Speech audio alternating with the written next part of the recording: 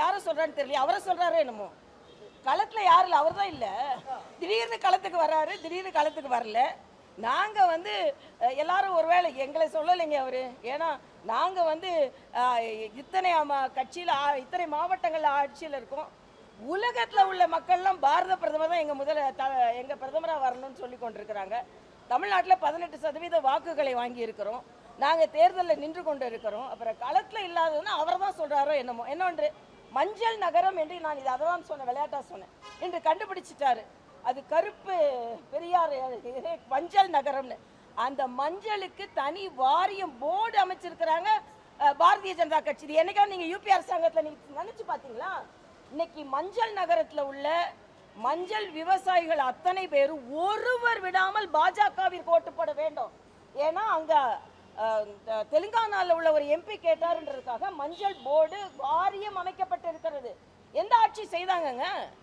அதனால இன்னைக்கு நீங்க பேசிக்கொண்டே போகலாம்.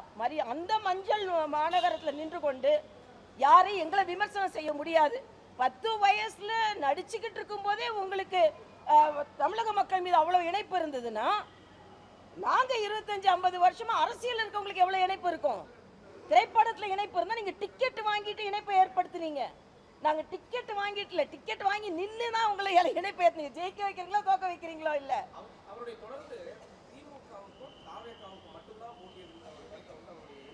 அதாவது அவரோட திமுக எதிர்ப்பை நான் வரவேற்கிறேன்.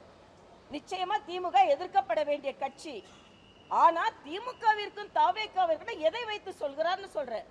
திமுக கூட்டணிக்கும் அதிமுக பாஜக கூட்டணிக்கும் தாங்க போட்டி, அரசியல் போட்டி. இதோட சினிமா இல்லை. யார் நீ டைரக்டரா நான் டைரக்டரா, 100 நாள் நீ ஓடுறியா நான் ஓடுறியான்னு கிடையாது.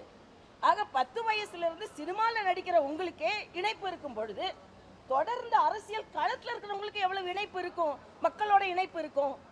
அதனால இன்னைக்கு பேசுறது எல்லாமே மத்திய பாரதிய ஜனதா கட்சி மக்களுக்கு செய்து கொண்டிருக்கிறது.